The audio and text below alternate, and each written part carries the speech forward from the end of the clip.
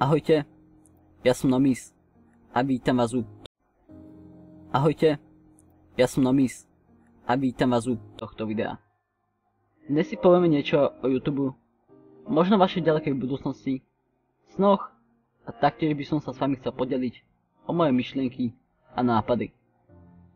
Ide o to, že čím ďalej, tým viac mi ľudia hovoria o tom, aké je YouTube nespravodlivý a skazený.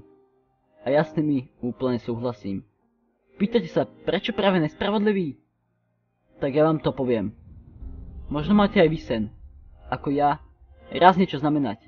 Urobiť niečo pre túto zem. Ukázať ľuďom, čo sa vám smiali, že aj vy dokážete niečo, čo nikto pred vami ešte nedokázal. A jednoducho nechcete, aby bolo vaše meno, či už zakopané, alebo spálené s vašim telom. A pre váš cieľ ste si vybrali cestu YouTube.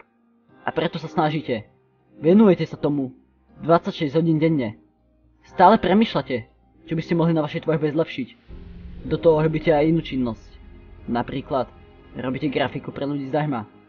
A toto všetko robíte 2, či 3, až 4, a možno aj 5 rokov. A stále si vás nikto nevšimol. Nikto vám nedal šancu. Zatiaľ čo niekto, kto tu nie je ani len rok, a jeho tvorba sa s vašou nedá porovnávať. Na o mnoho viac ako vy.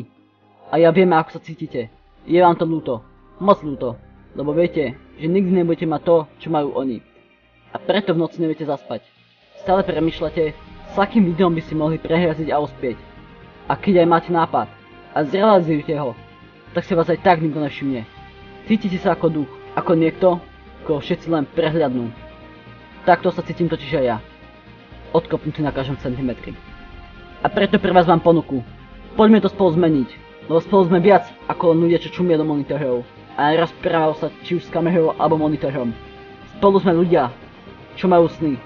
Ľudia, ktorí raz niečo dokážu, či ich to bude stáť, čo už chce. Ja som Šimon Matušák a týmto začínam kampaň Zmeňme YouTube.